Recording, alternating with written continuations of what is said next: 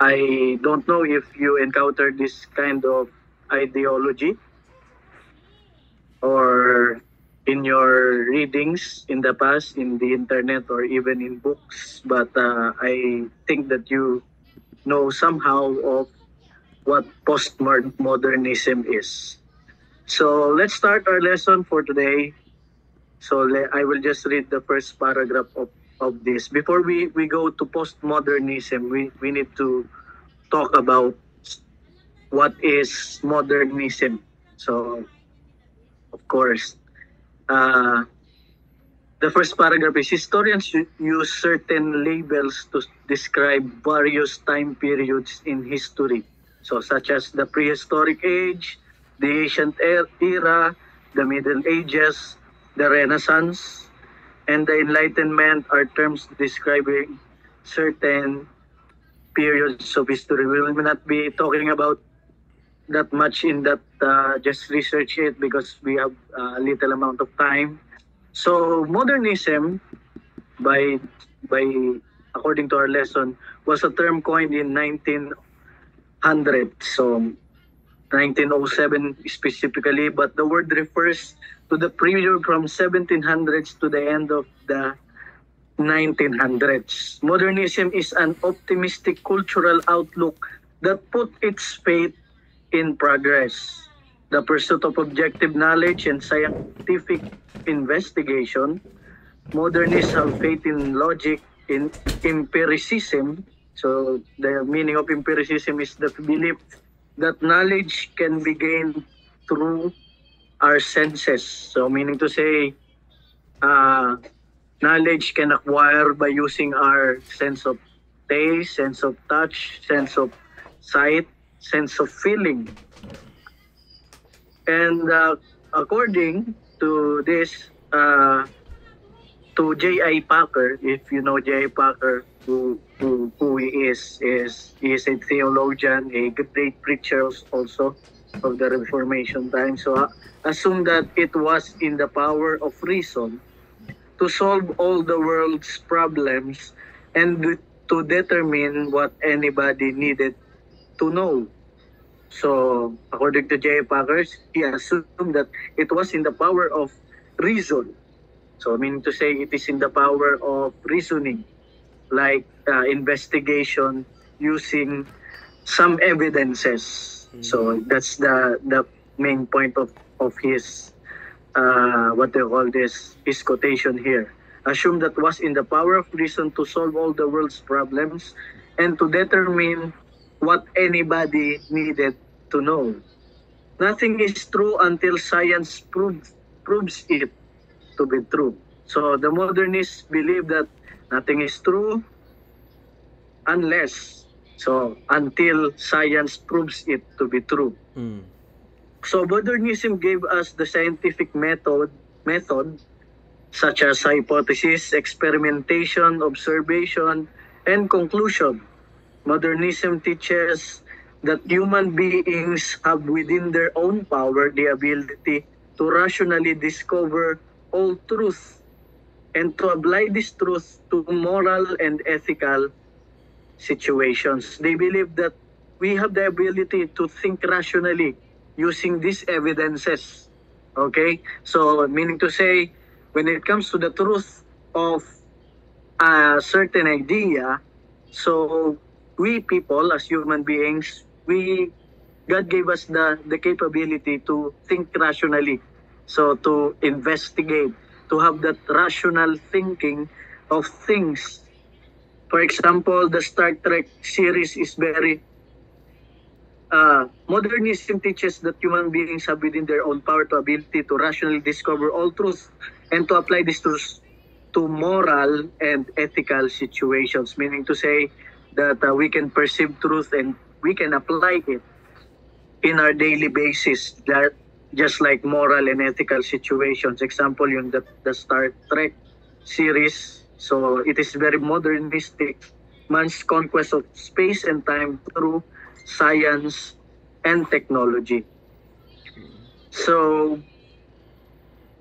let's go to the postmodern era. The postmodern era began somewhere between 1950s and 19 atheists. And later on, I will be giving you some parallel description of modernism and postmodernism. What is their difference? Okay, so postmodernism is a reaction against modernism. So meaning to say, it is just a because of modernism. So the modernism was very rampant. Postmodernism is just the counterpart of it. So, and according to our lesson, so a turn away from objective truth and science toward personal subjective truth.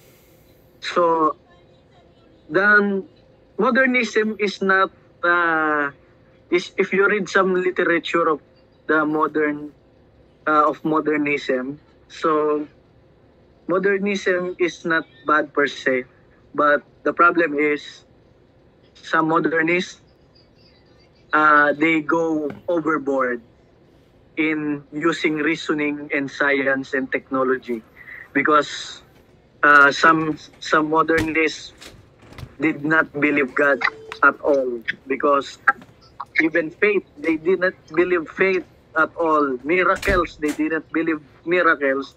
It is because it go against the human reasoning. So because there is no evidence of concrete evidences about the miracles of the Lord Jesus Christ and even the Bible itself, so they don't believe it.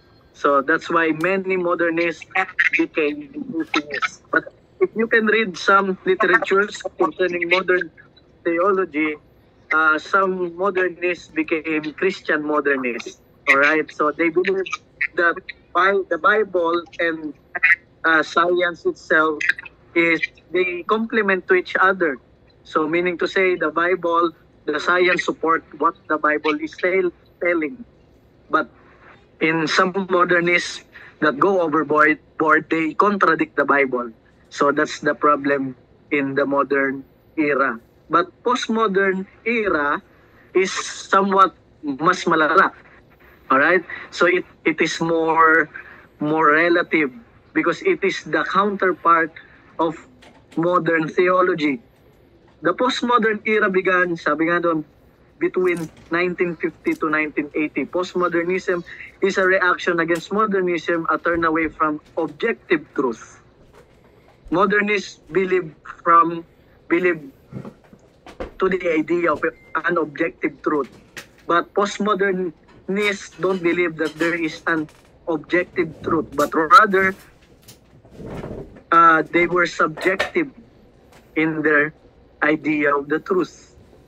Evidence of postmodernism is very common. We see it on TV, in the movies, in children's classrooms. Even nowadays, we saw it in social media, even in Facebook, di ba? Some ideologies are postmodern in song, lyrics, and on the news.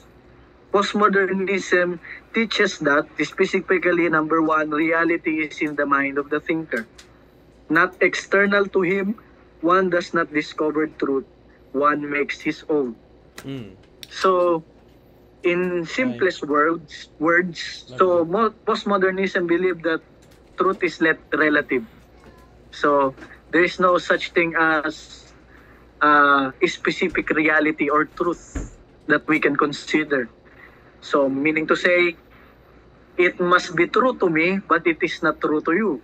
So, because truth is relative, it's up to me. If that is true to you, then so be it, but it may be not true to me.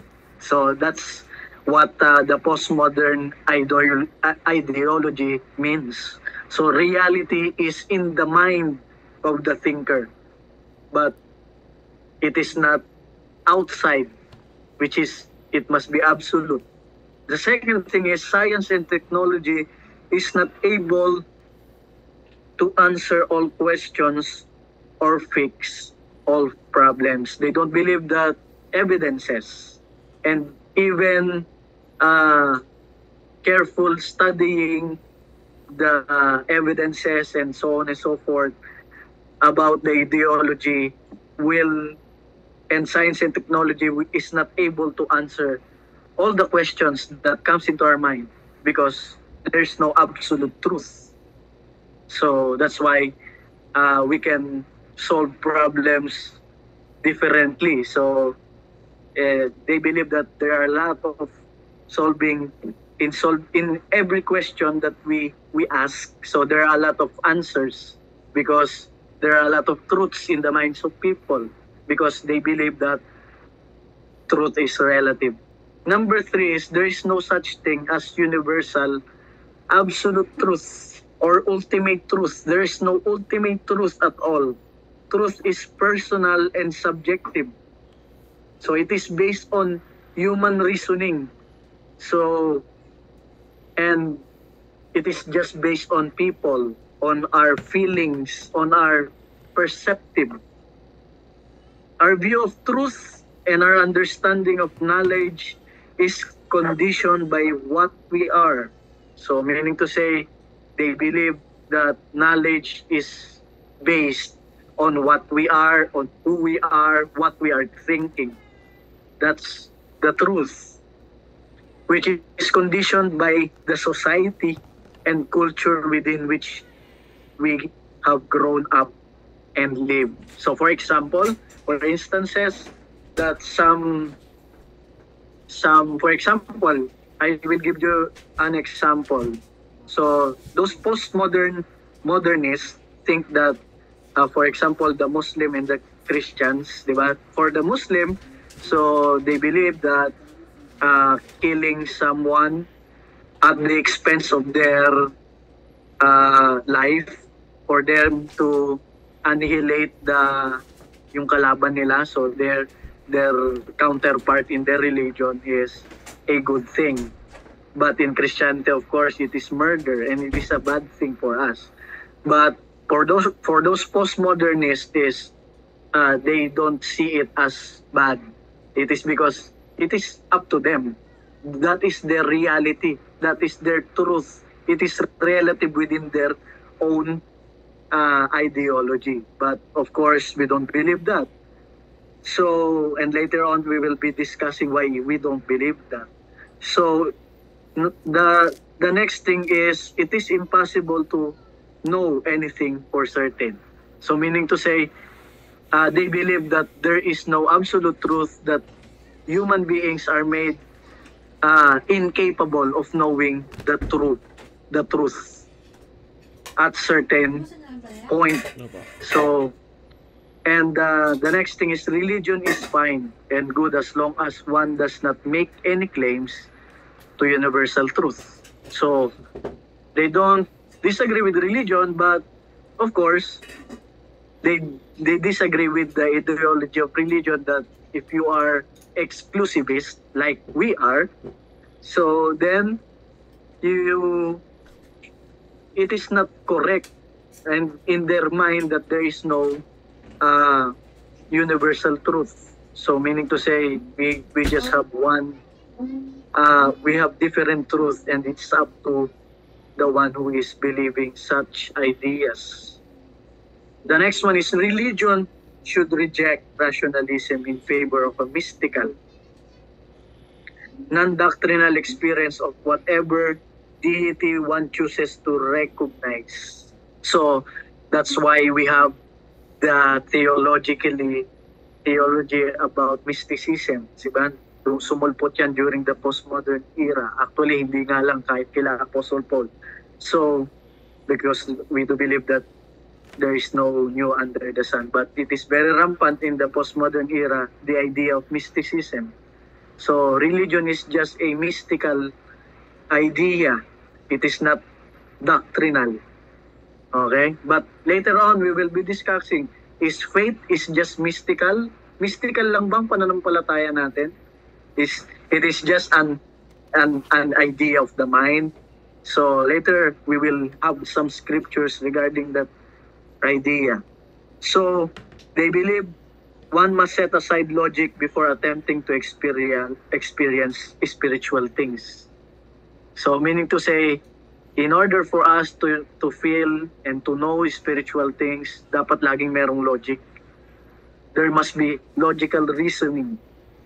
And spirituality need not be rational or logical. They believe that spiritual side or aspect of human being, our faith, our practice in religion, is it must not be rational. So we don't need to think about it. So it is not just, we just let go of it and have that feeling and so on. So parang mysticism nga ang sinasabi niya dito. Then next thing is theological differences are unimportant. So just like what we have studied last time on the different lessons, so theological difference are unimportant. So take what you like from different religions and or philosophies to make your own belief system. Nobody really knows the truth anyway. So meaning to say, they believe that, oh, just choose what you feel. So I will be belonging myself in Islam, in atheist, in evangelical movement, in INC, in Catholicism. It doesn't matter because the fact is, for them, that there is no absolute truth. So, kahit saan tayo dun, okay lang. Ganon sila. Then, the next thing is judgment and intolerance. Judgment and intolerance are the ultimate evils. So, no one can say that anyone else's behavior, philosophy, or religion is wrong. To suggest that anyone is wrong is insulting and the height of arrogance. They don't believe that we can judge such truth if it is right or wrong. Because nga, truth is relative. I cannot say that your thinking about Jesus Christ is not wrong if it is contrary to mine. It is because truth is relative. They don't believe on the absolute truth of certain things. So that's what they believe. I hope that it is self-explanatory. And then, because they believe that the postmodernists believe that when you are go against to some ideas of your fellow citizen or your fellow human being, is you are judging them. So you are judgmental to them. So the next thing is morality is up to the individual. There is no certain reality about moral. So meaning to say, walang moralidad ang tao. Walang absolute na morality. So, and develop your own morality based on discussion and investigation rather than simply accepting the morality of our society. Reject religious heritage and tradition. So meaning to say, in other words, is they believe that morality is not universal. Some activities that I do in my citizen, in my country may not be moral for you, but it may be moral for me based on my perception. Okay, so for example, the abortion in the United States, so many of the people there don't believe that abortion is murder. And here in the Philippines, we do believe, I hope so, that abortion is killing. But in some part of the world, they don't believe that abortion is killing. But of course, we don't believe that. So, but for postmodernists, so they accept that. It is because they believe that truth is relative. So the next thing is the most dangerous people are those who assert that their ideas are better than other ideas. They believe that we are evil. If we impose our own view about the truth, which is it is the truth, it is the absolute truth, they think that we are the most evil person in this world. It is because Sabi nila, those who make exclusive claims are the enemy. Yan. So they think about we as exclusivists as an enemy. So cultures tend to influence each other. No single culture is any better than the other. So when it comes to cultural aspect, they also believe that it is relative. Oppressed tribal cultures are more pure than Western culture. We can learn much from other cultures, especially third world and non-civilized ones. So seek alternatives in all things. Reject traditional approaches to society, organization, interaction, and belief. So meaning to say, when it comes to uh, to to approaching someone and some problems in the society, they don't believe with the traditional. So they believe always with some alternatives in order for to solve some problems and to answer questions. So the planet is in trouble. They believe that the planet is in trouble. Life is senseless and incoherent. So nobody knows exactly what is happening and nobody is in control. So this is very dangerous. Postmodern believe that we existed just by chance and we are incoherent with each other. So life is senseless, and they believe that there is no people or person that knows exactly what is happening in our world because we don't know the truth. We can't perceive the truth, but that's of course is not correct. In other words, postmodernism doesn't put much stock in the progress of humankind, that things will be getting better anytime soon. Postmodernism asserts that all truth, even to some extent scientific knowledge, is biased and socially influenced. So, truths are relative and depend on what one's culture regards as truth. So, babasahin ko na lang po ito. Mamaya, ibibigyan ko yan ng isang what do you call this, comparison about modernist and postmodernist. So, everything is a matter of perceptive and personal opinion. All truth is like Play-Doh. They believe that the truth is like a clay that we can manipulate it. You can make anything you want with it. So they believe that even you believe that the chair is not a chair, it's okay. That's the truth. And postmodernism is anti-foundational, opposed to definitions and categorizations. Thus, a truly postmodern person cannot define or defend postmodernism. It is because they have no foundation at all. Definitions don't matter because everyone sees things differently. So I suppose that they don't believe in terms, especially words in the dictionary, because they believe that wala namang tama eh, di ba? So lahat tayo tama. Parang ganun sa kanila. It's up to you, according to his own truth. The last 2 decades, this outlook or intellectual mood has become very common in our culture. However, there are several reasons why postmodernism is hostile to biblical Christianity. But before we go to that, I will be giving some, what do you call this, comparison of modern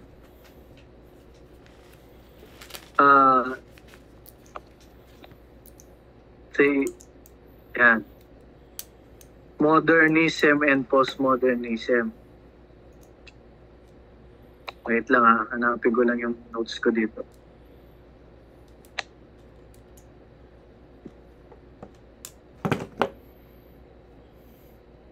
If you have some question, you can type it in our chat box. You can think of question while I'm finding the... ito na. So, sige. So, I will just give some parallel, what do you call this, ideology of modernist and postmodernism, so that you will not be, malito. Hindi kayo malito, okay? So, modernism, when it comes to their core belief, so this is just say concise. So, modernism believes objective truth exists. So, they believe to the objective truth and can be discovered through reason, science, and universal principles. But postmodernism believe that truth is relative and shaped by culture, language, and perspective. When it comes to view of reality, modernists believe that reality is structured, knowable, and governed by universal laws. So meaning to say they don't exclude the fact that reality is what do you call this, is knowable. But when it comes to postmodernists, they believe that the reality is fragmented, socially constructed, and interpreted differently by each person or group. So, when it comes to the view of truth and faith, modernists believe that truth is fixed and discoverable. Faith may be accepted if it aligns with reason or evidence.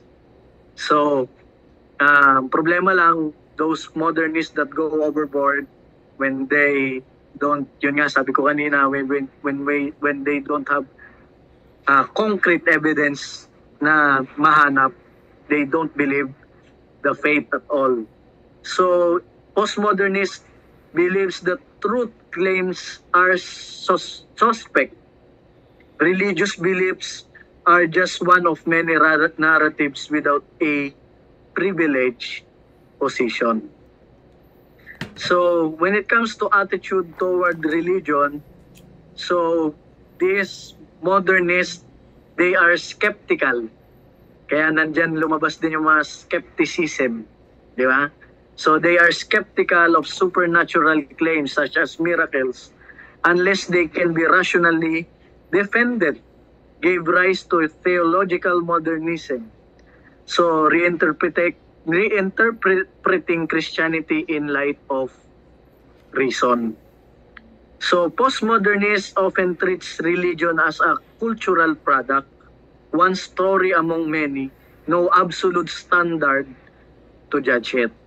So, and when it comes to art and literature, so this modernist strives for order, clarity, progress, meaning, often experimental but still aiming for universal truths.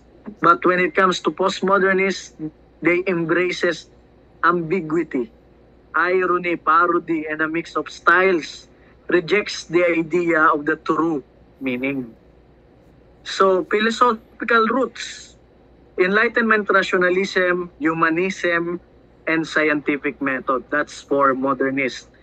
For postmodernists, so if you search about postmodernism, Nietzsche critic of truth, Derrida's deconstruction, and Foucault's power theory. So, hindi na tayo masyado magdidwell dyan, pero yan yung mga nabasa ko about postmodernist.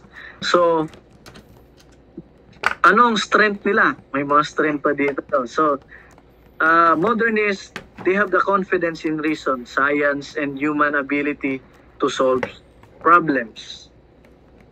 So, sa ano naman, meron din sa postmodernism, they are aware of bias, diversity of perspectives, and skepticism of oppressive grand narratives. Weaknesses can be overly rationalistic for modernism, dismissing faith and tradition. That's the problem of modernism. They are very rationalistic and they neglect the fact that there is faith and tradition and religion. So for postmodernists, they can lead to relativism where no truth is absolute and moral certainty collapses. So that's all. So I hope and pray that you can go with that flow and let us go on with the lesson. So why postmodernism is hostile to biblical Christianity? Number one, ayun na po. Ayan. Pasensya na po, wala kasi akong kopya dito sa gilid eh. Hindi ko mahanap yung lesson ko. Pero salamat Pastor Jomar sa pag-ano. Binabasa ko dyan eh. So number one, Roman numeral number one is the Bible is absolute truth. So that's all. We don't believe that truth is relative because the Bible itself is absolute truth. So ang mga modernists, they said that the Bible is not true. It is because it is full of miracles. There is no such thing as evidences. But I do believe that there is evidences because Hebrews chapter 11 said that faith is the substance of things hoped for, the evidence. There is evidence, but the evidence of things not seen. But there we cannot see the evidences. That's why we take it by faith. So, but the concrete evidence is there. The difference is because it is faith. It is called faith. It is because we still don't see it. Di ba? Kaya nga faith ang tawag. So, taking a step of faith is, let us remember that our faith in the Bible and as well as in Christianity is not a blind faith. Hindi siya bulag na pananampalataya. We have evidence, and that is the Bible itself. Even when we believe the true God who created us, we can say that there is no God because we cannot see Him. Diba? So, but of course, we still believe that we have a creator even though we don't see him. It is because when it comes to the general revelation of the Lord, so the creation itself says so, that there is a designer, that there is God himself. Even our DNAs, science proved it, that there is a designer. So therefore, there is evidence of the truth. By absolute truth, we mean truth that is applicable to all people in all situations. Truth is not a matter of opinion or personal experience. Absolute truth is true always, no matter what. There is no higher truth than biblical truth. So meaning to say, we cannot say that truth is not truth if there is no body who believes it. So the gauge of the truth is not according to the people who believes it, but the gauge of the truth is the Bible and the Creator itself, which is God. So the truth is absolute. It will remain truth even though all people in this world believes that the chair is not a chair. Still, the chair will remain chair. Ganun lang siya. Kahit paniwalaan natin sa Tagalog, pardon for those foreigners, sasabihin ko lang sa Tagalog, kahit paniwalaan mo na ang upuan ay hindi upuan, sabihin man natin na higa na electric fan yan, lahat man ng tao sumabi na ang upuan ay electric fan, hindi yan kailanman magiging electric fan. Because truth is absolute. It is not based on people's perspective, but it is based on the standard of who created us, which is God. Postmodernists say, it may be true for you, but it's not true for me. Truth applies to oneself, not to everyone. So, they believe that truth apply to oneself only, not to everyone. Ibig sabihin, hindi universal ang truth. So, but we do believe that if it is the truth, it is universal. that is the true. So even your opinion does not align with the truth, it will remain the truth. Opinion and personal taste bias all statements. No one should force his opinion on anyone else. Ito yung pinaniniwalaan nila. Such sentiments obviously contradict biblical Christianity. But we must neglect this kind of ideology. The Bible claims absolute truth for itself. Scripture is inspired by God, and thus also authoritative, definitive, and objective. So everyone is entitled to his own opinion, but God's opinion outweighs everyone else because He is the supreme creator. So our opinion doesn't matter when the truth of the Lord is explicitly described in the Bible and the Word of God itself. Our opinion doesn't matter.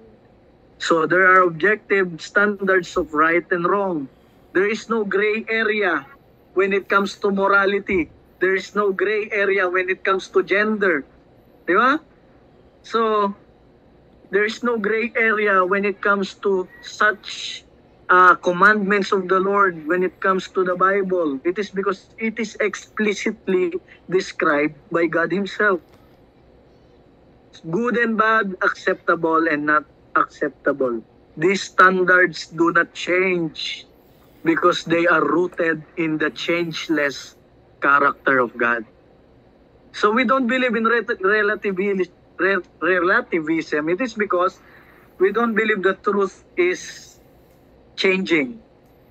When some example is when God destroyed Sodom and Gomorrah in the Old Testament during the time of Lot, because of the sin of effeminate, di ba? Yung mga LGBT.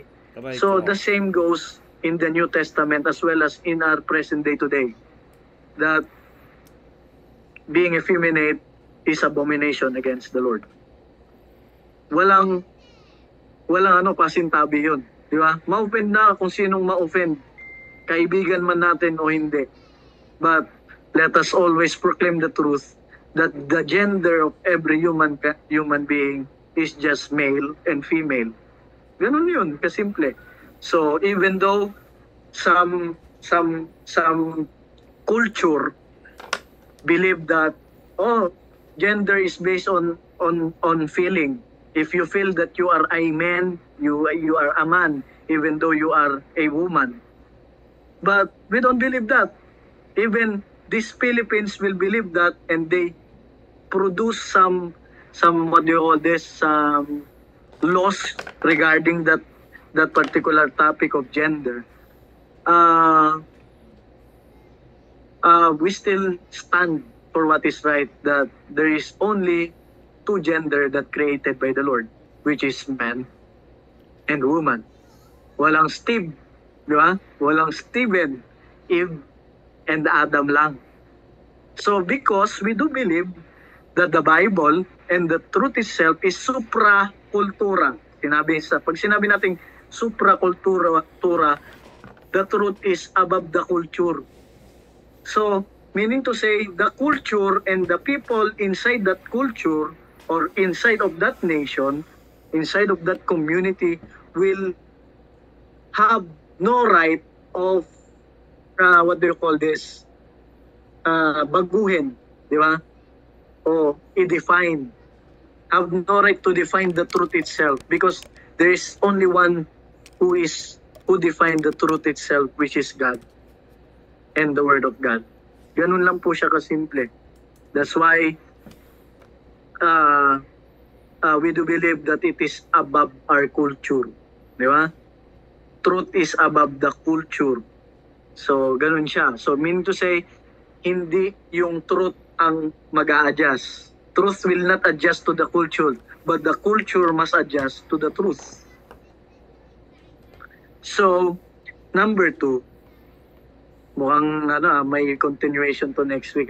Number 2, Christianity rises or falls on the historicity of Jesus Christ. Christianity rises or falls on the historicity of Jesus Christ. Postmodernism implies that it's impossible to truly know history. All historical accounts are the product of subjective, error-prone historians. They believe that those historians who wrote the history, it is subjective. It is based on their own thinking. It's impossible to get a true account of what really happened. Even if one were available, one's reading of it is subject to personal interpretation. So any historical account is at best a fuzzy estimate of what really happened. If the postmodern assertion is true, we have no true knowledge of God, Jesus, or any events described in the Bible. Okay. The Bible is at best a faulty attempt to describe what happened. A hazy reflection of events that no one should take literally. Nobody knows what, if anything, really happened. Postmodernism destroys any claims of truth that Christianity makes because it calls into question all biblical statements. But we do believe that the Bible, not just biblically speaking, but historically speaking, it is accurate and reliable. Some Christian scientists believe and prove that the Bible is actually accurate and true. Kung nanonood kayo ng mga documentaries, I've watched one, during the ancient time, even hindi pa sa time natin, they don't believe that the Bible is not true because they don't believe na magkakaroon ng Noah's flood. Diba? The Noah's flood. They don't believe that. It is impossible na merong nangyaring ganyan. Kung possible yan, bakit buo pa rin yung mundo? But I watched some video clips and some geologists, Christian geologists, so they explore and they found some relics, di ba? Artifacts, and even some evidences concerning the flood or the Noah's flood, especially the ship that was used, di ba, during the Noah's flood. So they retrieved some bones. Yun yung mga napanood ko, some bones na kung saan nandun sa pinakatuktok ng bundok. Bakit may mga ganun, di ba, na wala namang nakatira. So that is why we do believe that the Bible is historically accurate and reliable. The statements we find in it are a faithful reflection of the actual state of affairs. So, for example, the resurrection of Jesus Christ is not a hoax. Hindi lang siya kuro-kuro lang. Di ba? Hindi siya gawa-gawang kwento lang. But the resurrection of Jesus Christ is true. Because throughout all the history, if you I read a book concerning the resurrection of Christ, and those historians defend it. It is because throughout the history, they don't detect any bones that related to the Christ who live in this world. Wala, kahit isa. Walang nakahanap. Pag may nakahanap na, huwag na tayo maniwala sa Christianity. Pero wala kahit isa. Throughout the history, if you read some books concerning history, Fox Book of Martyr, many more, and some documentary, wala silang mapakitang evidences of the bones or carcass of the Lord Jesus Christ that was died. So, meaning to say, so that the Bible is really reliable on its account. So, nobody knows what, if anything, really happened. Postmodernism destroys, although we believe the Bible by faith, it is not blind faith.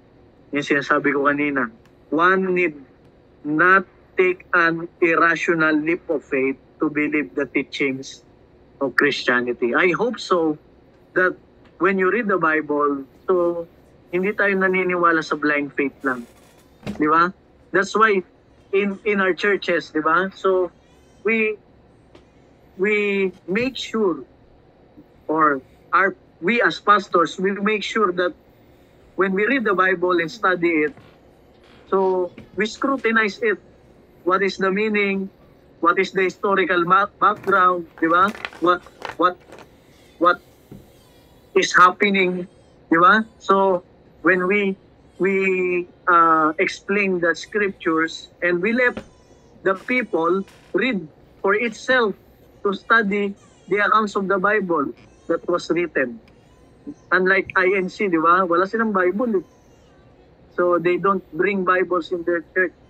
But we as believers, Bible-believing Baptist churches, we make sure that every one of us has the access of the biblical truths in order for us to scrutinize it and to know each of us that it is true and rational according to the evidences that we saw historically and biblically speaking.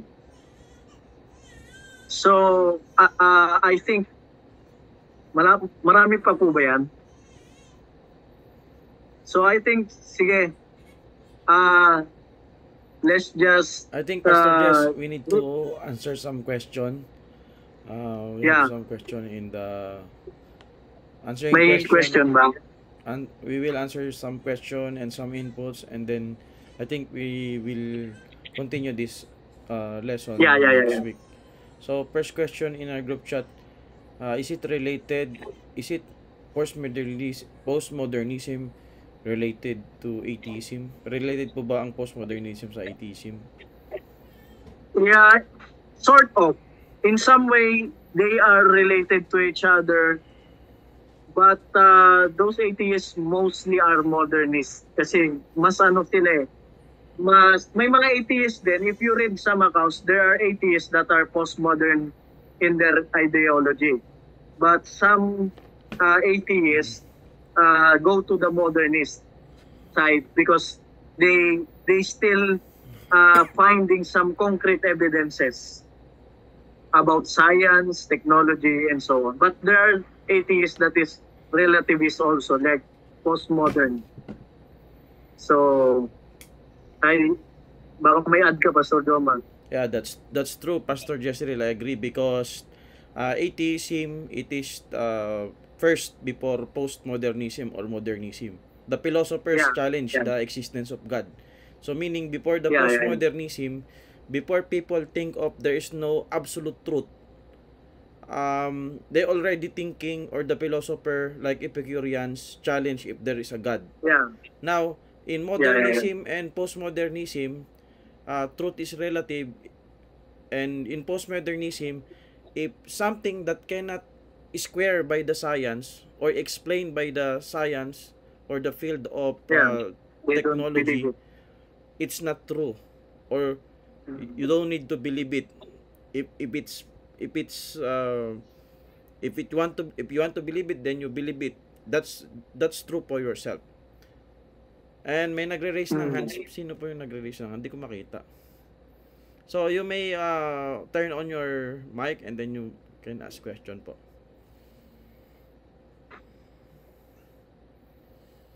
Sino yung nagre-raise ng hand? Si ano? Thank you po.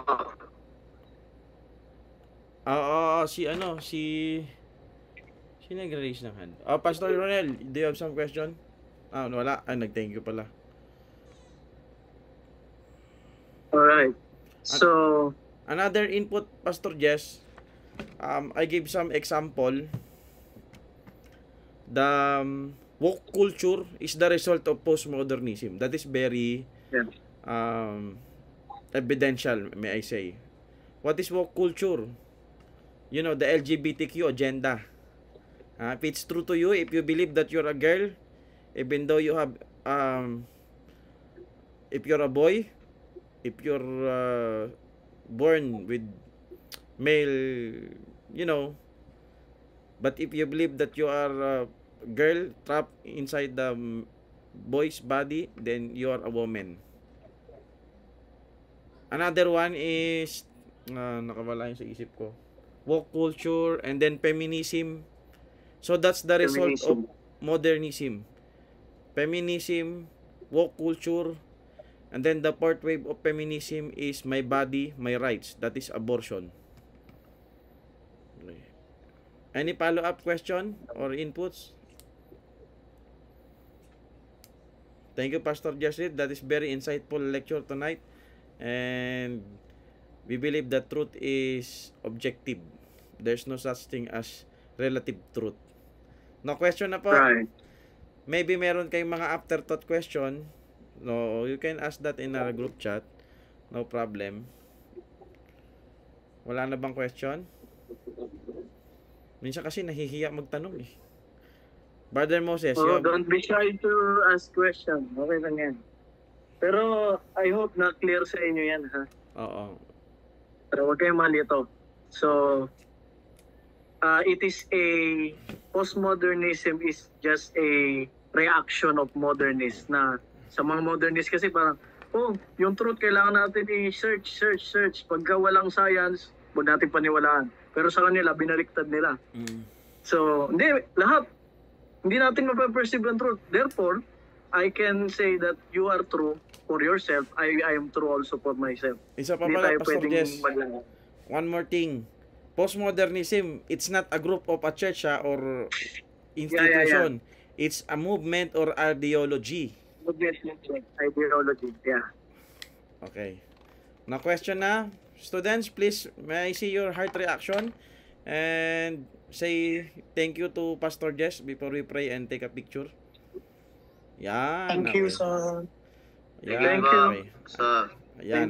Thank you, Pastor and students. Okay, so let's turn on our camera. Let's take a picture, and then after the picture, we will pray, and then we will have a 5 minutes break, and after 5 minutes break, we will continue our study. And let's wait for the others to open their camera.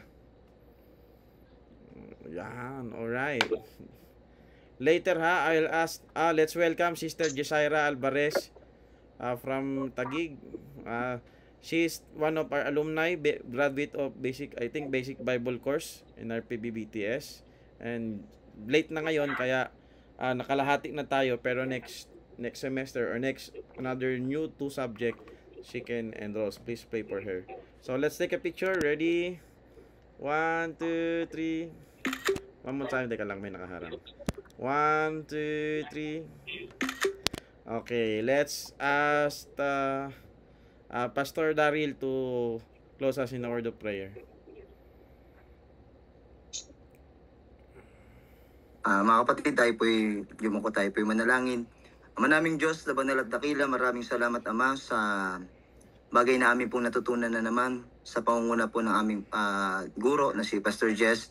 And we pray, Lord, na patuloy po kami lumago at maging nagdag kaalaman upang kami po ay maging handa sa mga bagay po na labanan ng principalities. And we pray, Lord, na sa next subject po namin, Lord, pangunahan niyo po muli kami. Ito po aming samot dalangin sa matamis na pangalan ni Jesus na aming Diyos tagapagligtas. Amen. Amen. Okay, thank you, students. After 5 minutes, 5 to 8 minutes, we will meet again. Enjoy your break. Go to CR. Have a drink. Do some stretch. Thank you, Pastor Jesse. God bless us all. 8 minutes.